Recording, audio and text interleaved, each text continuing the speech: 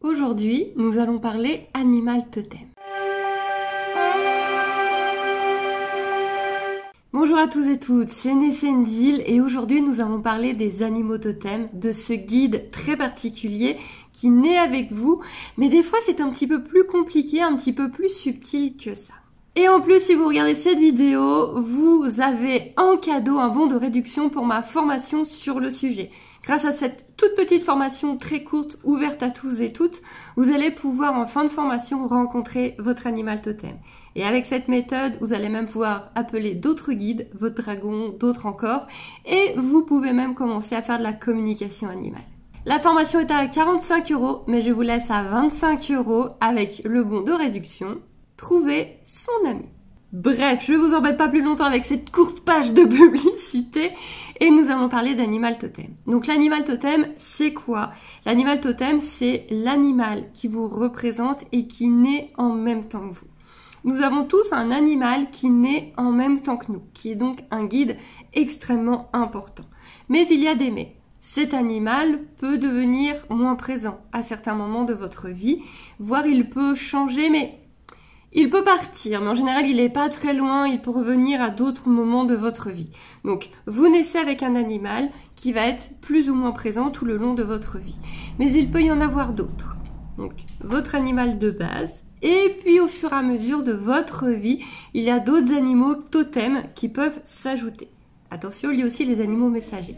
Les animaux totems, ce sont vraiment ceux qui sont liés à vous, qui ont une place de guide, qui font partie de votre grande famille de guides.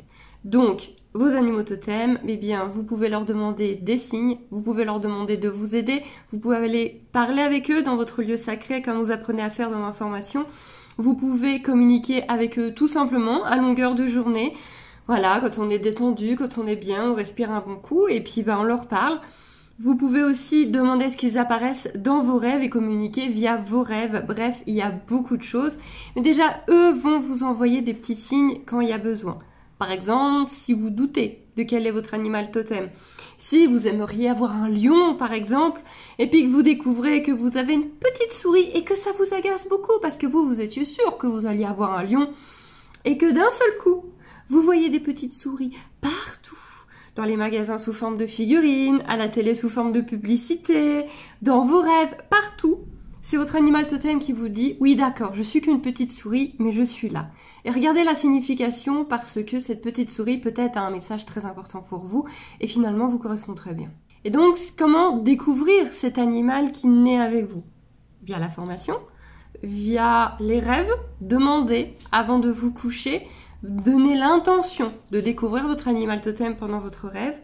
Parfois, vous en êtes persuadé ou ça depuis toujours que c'est telle espèce ou tout simplement parce que cette espèce se présente beaucoup à vous. Où il y a un renard qui vient régulièrement vous voir sans aucune peur et vous voyez des images de renard absolument partout. Effectivement, là, vous pouvez vous poser la question. Cet animal de naissance peut être toutes les espèces. Un cerf, une abeille, un lion, un dauphin, ça peut être un oiseau. Toute espèce animale peut être votre animal totem.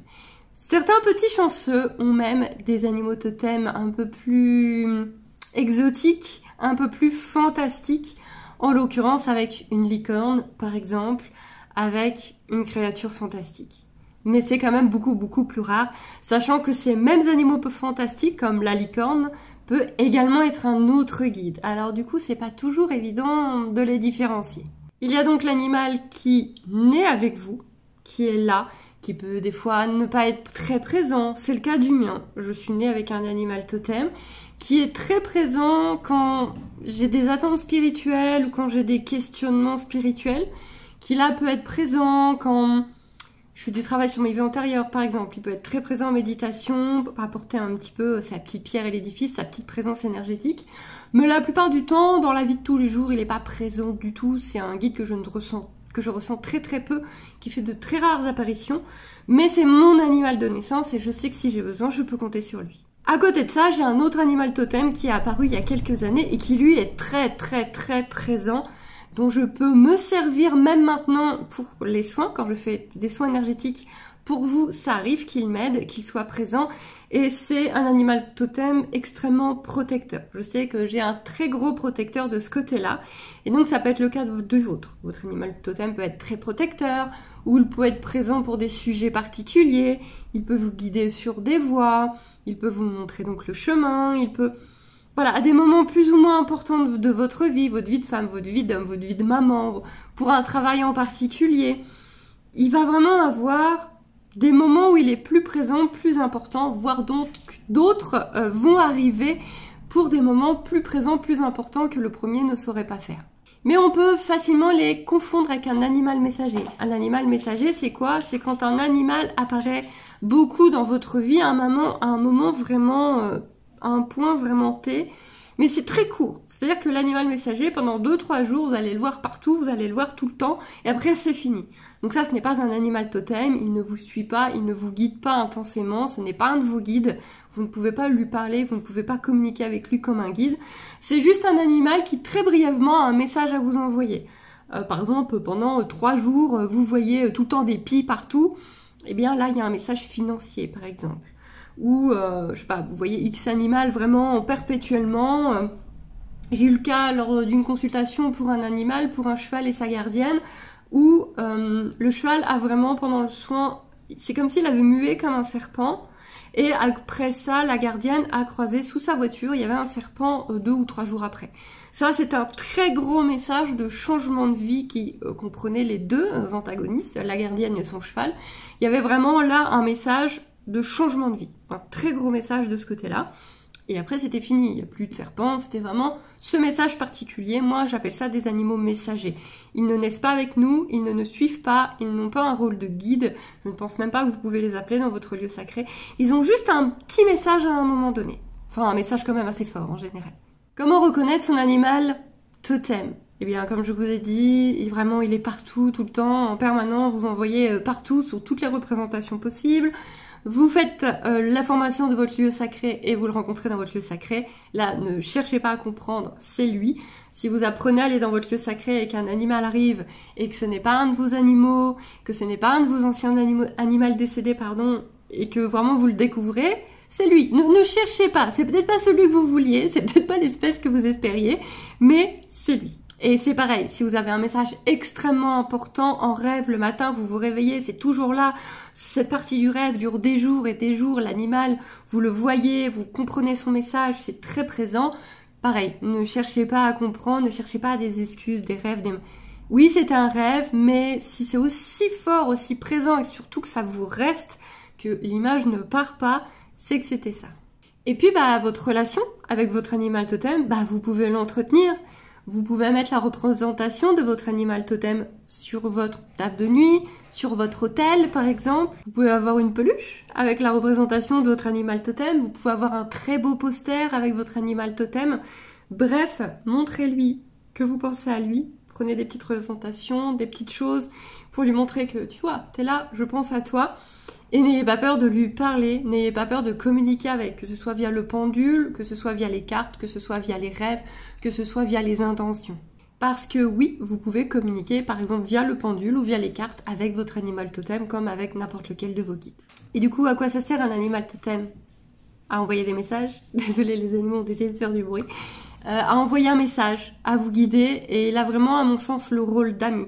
Pour moi, l'animal totem, c'est vraiment le familier, l'ami. Alors, il y a aussi les familiers, mais c'est vraiment l'ami poilu, écailleux ou plumeux qui vous suit partout, qui va être là dès que vous le demandez. Ce sont des créatures très très proches de vous, vraiment extrêmement pleines d'amour et qui vont jamais être dures, qui vont vraiment être dans la protection, dans le conseil, dans l'appui. Vous pouvez demander de l'énergie à votre animal totem. Vous pouvez demander un message, vous pouvez demander à mieux connaître la voix.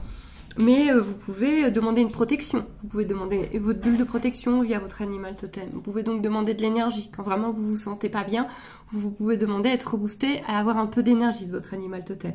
Ça marche aussi avec les dragons. On est tous plus ou moins liés selon les guides, on a tous plus ou moins des affinités selon les guides. Moi, c'est animal totem et dragon et je m'en sers dans mon travail et dans ma vie de tous les jours. Je m'en sers, c'est extrêmement mal dit, mais ils m'aident et je les en remercie dans ma vie de tous les jours. Et votre animal totem, comme vos autres guides, il a un nom. Vous pouvez encore une fois le demander via vos rêves, via une bonne méditation. Vous pouvez demander à votre guide son nom. Ne soyez pas étonnés de ce dernier. Soit il l'a choisi pour vous faire plaisir, soit il l'a choisi dans votre tête. Mais il y a une raison. Alors des fois c'est un peu bizarre. Alors moi mon animal de naissance c'est le chevreuil. Donc des fois il est plutôt chevreuil, des fois il est plutôt cerf. Et il a un nom. Il a un vieux nom français. Vraiment le vieux nom auquel je n'aurais jamais pensé. Mais voilà, prenez le nom qui vient. Et voilà, c'est son nom, c'est comme ça. Et ça vous aidera encore plus à communiquer avec lui. J'espère que cette petite vidéo vous a plu. Je vous remets le code promo sous la vidéo et si vous avez des questions sur le sujet, n'hésitez pas à les poser. Je referai une autre vidéo avec grand plaisir. Ça me donne des sujets, ça vous fait des nouvelles informations, c'est parfait. Je vous fais des beaux joues et je vous dis à très vite. Et abonnez-vous si c'est pas déjà fait. Ah oui, au fait, j'ai un site internet où tu peux découvrir mon travail sur la communication animale et la spiritualité, avec même des petites formations super facile, accessible à tout le monde. Lien en description si tu veux aller jeter un coup d'œil.